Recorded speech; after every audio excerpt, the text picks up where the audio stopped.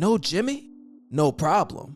And even though you don't want to be in that scenario on an everyday basis, the Miami Heat just knew that they had to win against the Utah Jazz. They've been on a losing streak, and that's something that I really didn't expect for the Miami Heat to go through.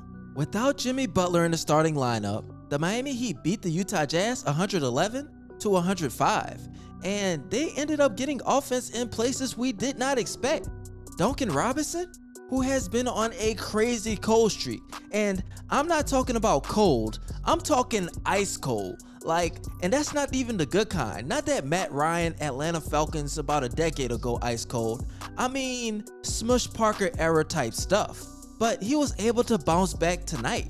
He had 22 points, 4 rebounds, 4 assists, and shot 8 of 14 from the field, 6 of 11 from downtown, and he even chipped in with a steal. To be honest, the most important and the most shocking thing that I saw in the stat line was he was a plus 20 in the plus minus. That's by far better than any other player in the game. Tyler Herro, he had 27 points, 8 rebounds, 2 assists, shot 10 of 23 from the field, and 1 of 7 from downtown. Now Kyle Lowry, he was able to bounce back with a good offensive performance, and he had 21 points, 6 rebounds, 4 assists, shot 8 of 14 from the field, and chipped in with 2 steals as well. And last but not least, I know Bam had a good game, but I want to say PJ Tucker went crazy. He had 13 points, 11 rebounds, 3 assists, 5 of 6 from the field, and 3 of 3 from downtown. Is something I did not expect. He usually averages 5.6, but he was able to hustle, step it up, and give us that shooting efficiency that the Miami Heat desperately needed to go against a team like the Utah Jazz. I want to talk about the good and the bad with this game, but I'll start off with the bad just because the good news is just so exciting. The one thing that I didn't like that the Miami Heat did was their bench did not score that much. They only had 15 bench points, and they need to step it up. Tyler Herro, I know he's in that starting lineup right now. We have to wait on Jimmy Butler. I'm just saying, whenever we go against those teams that's slow in the standings, we need to get our bench a little bit of confidence. Now, the good part about what the Miami Heat did tonight was, one, they faced against the Utah Jazz, which we all know is one of the most fundamental, one of the most strict regular season teams. And to say that they won without Jimmy Butler is a great feat in itself. Now, whenever it comes down to stat-wise, the Miami Heat shot better 49% to 41%.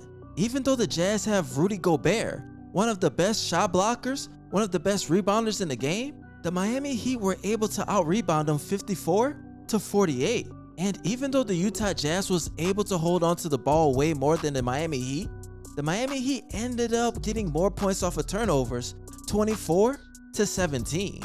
And the Miami Heat, they were firing on all cylinders through the first 3 quarters. By the time it was the 4th, they were up 26 points. And that was mainly because they were able to hold down Mike Conley. They smothered him to where he didn't even get double digits. He had 6 points, shot 2 of 7 from the field, and 2 of 5 from downtown. He wasn't able to get a layup. He wasn't able to even get in a rhythm. Of course, I didn't like that they gave up an extra 20 points in the 4th quarter, but they were able to do the right things at the beginning, which is why they were able to hold on and get the win. Now, the most important thing is that Duncan Robinson continues to shoot the lights out. If he does, there will be no distractions for this team, because I've been listening to the comments. I know what people have been saying. They've been saying that Duncan Robinson should be traded. They say that he hasn't been focused on basketball, and just from tonight's game, I can tell that he might just start shooting at a high efficiency rate. Now, before I head out, you guys, I do have 2 questions. But first, make sure you follow me on both of my Instagram pages. Once I reach 1,100 followers, I'll be giving away an NBA jersey of your choice. And once I reach 5,000 subs on this channel, I'll be giving away another NBA jersey. All you have to do is comment Miami Heat in my DMs. And last and not least, make sure you follow my main page, ScottyIce.